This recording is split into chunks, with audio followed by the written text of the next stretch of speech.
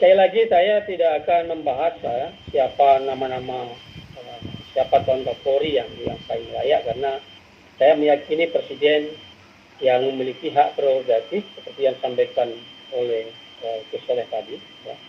Jadi kewenangan untuk mengangkat dan memperhatikan Kapolri itu sepenuhnya ada di tangan Presiden, ya, dengan persetujuan DPR. Nah, oleh karena itu siapapun yang dipercaya oleh Presiden Jokowi, ya, menurut saya memiliki kelayakan sebagai Kapolri. Nah, kalau kita lihat memang ada beberapa kandidat yang muncul di tengah publik, ya, ada Komjen Gatot Edi Pramono, ya, mantan Kapolda Metro Jaya, yang sekarang menjadi Wakapolri, kemudian ada Komjen Listio Sigit Prabowo. Perhatian dari pertimbangan-pertimbangan khusus di luar pertimbangan umum kepada siapa calon Kapolri yang cocok untuk saat ini. Karena sekali kalau bagus, semua bagus, tapi cocok atau tidak itu situasional.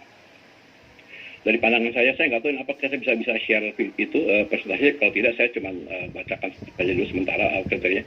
Buat yang pertama, mungkin yang paling penting adalah yang dalam tanda kutip tagline saya adalah setia, waspada, siaga. Artinya kesetiaannya kepada NKRI, Pancasila, dan Pak Jokowi itu terjamin 100%, ya, teruji. Ya. Makanya kenapa salah satu kandidat yang disebut-sebut juga adalah mantan ajudannya, ya, karena sudah ada komunikasi. Namun tentunya bukan beliau, berarti satu-satunya dekat dan setia. Semua saya yakin setia. Sehingga yang sudah teruji siapa? Salah satu yang sudah teruji misalnya, saya boleh sebut saja namanya Pak waktu itu Kapolda, ya, sekarang di bawah Kapolri, menyampaikan secara jelas tentang tantangan-tantangan yang akan dihadapi oleh institusi Polri dan juga Kapolrinya sendiri dalam rangka tugas ke depan. Saya sepakat dengan apa yang sudah dikemukakan itu, tetapi saya ingin menambahkan bahwa tugas yang paling berat Kapolri baru saat ini nanti adalah bagaimana melanjutkan secara lebih baik lagi apa yang menjadi tugas Polri pada saat ini, yaitu menghadapi ancaman radikalisme yang sudah muncul di mana-mana. Kita lihat dalam 5-10 tahun terakhir ini, ya, dalam 5-10 tahun pemerintahan kita, penegakan hukum dalam rangka memberantas radikalisme, intoleransi, dan terorisme ini sangat lemah. Alhamdulillah berhasil mendampingi Bapak Presiden kita. Lalu Pak Kapolri yang sekarang ini sebentar lagi juga berakhir. Seperti kita ketahui bahwa Presiden ini sebagai kepala negara, dia juga sebagai kepala pemerintahan. Itu kita pahamin dulu. Kalau dia sebagai kepala negara, dia panglima tertinggi, ya, dari angkatan darat, angkatan laut, udara, dan polisi. Jadi dulu, artinya mengarah ke presiden. Nah, tentunya seperti apa kita melihat keinginan Bapak Presiden Jokowi. Nah, kita melihat di saat kampanye terdahulu terhadap polisi itu seperti apa, terhadap jaringan tentang radikal itu seperti apa. Nah, ini kan harus dicari figur ini nanti nih, ya.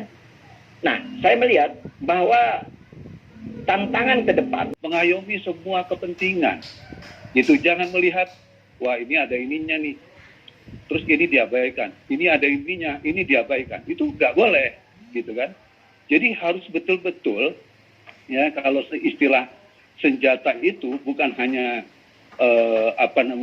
tajam ke atas, ya, tapi tajam ke atas dan tajam juga ke bawah, gitu. Jadi nggak ada perbedaan, nggak ada kelas, nggak ada siapapun yang buat laporan itu dibedakan.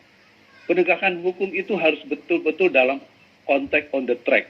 Hukum adalah hukum yang harus ditegakkan. Karena kenapa? Ini kan banyak keluhan kalau kita datang ke suatu daerah, saya nggak perlu sebutkan lah. Di sana masalah penyerobotan tanah itu luar biasa.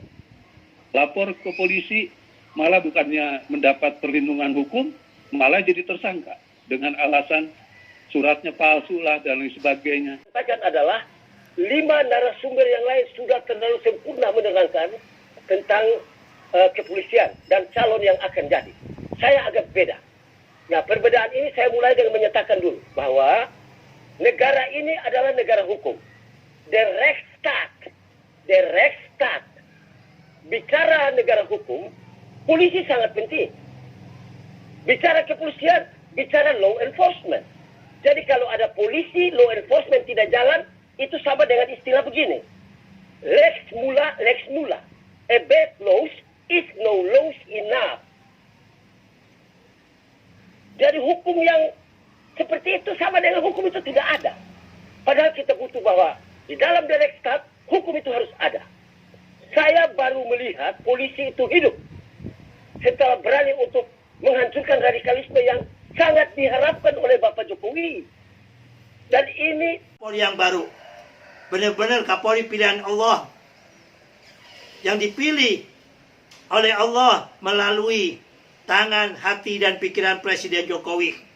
Sehingga ke depan, apa yang telah dilakukan oleh Pak Jenderal Tito dan juga Pak Jenderal Aziz selaku Kapolri ini, ke depannya kita bisa mendapatkan Kapolri yang lebih baik, yang lebih hebat, yang bisa bekerja dan bersinergi dengan TNI untuk memberantas seluruh musuh-musuh bangsa, seluruh musuh-musuh NKRI dan Pancasila ini. Demikian dari kami, tak ada gading yang tak retak, tak ada manusia yang tiada punya salah dan hilap. Semoga suara hati kami para relawan, beserta para narasumber semuanya, dan juga suara hati daripada peserta tadi yang menyampaikan, bisa diterima dan dijadikan pertimbangan oleh lingkaran istana, khususnya Bapak Presiden Jokowi. Kalau ada sumur di ladang, bolehlah kita menumpang mandi. Kalau ada umur yang panjang, mudah-mudahan kita bertemu kembali di dalam webinar FDR Forum Diskusi Relawan Jokowi pada edisi yang ke-8.